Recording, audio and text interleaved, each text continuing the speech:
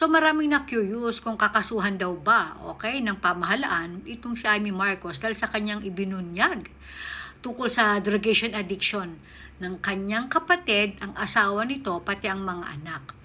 And according sa Malacanang, ombudsman na daw ang bahala kung kakasuhan itong si Amy Marcos. Pati pa kasi kasuhan. Di ba paninirang puri yan, sabi nyo? Nagbigay din na pahayag si Sandro. Sinabi niya lang, Tita Amy is lying. Pero hindi niya dininay na gumagamit siya ng drugation. Kasi wala sa statement niya na hindi po ako gumagamit ng drugation. Wala siyang ganun. Basta sinabi niya lang, sinungaling si Tita Amy. Dapat magkaisa na lang, ganyan. Mga ganun. Pero wala siyang binanggit tungkol sa kanyang hindi, okay, paggamit ng drugation. Walang denial. Part nung mag-asawang Judy, wala tayong narinig na any denial. Basta kung kakasuhan daw ng libel, nasa ombudsman na yan.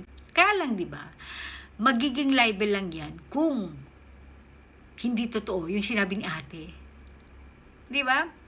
Magiging paninirang puri lang yan kung totoo nga nagsisinungaling si ate. Di ba, brother? Ayun lang. Sige, subukan yung magkaso ng libel dito kay Ate Amy. Subukan nyo para magkaalaman talaga. Sino nga ba nagsisinungaling? Si sister ba o si brother? Correct.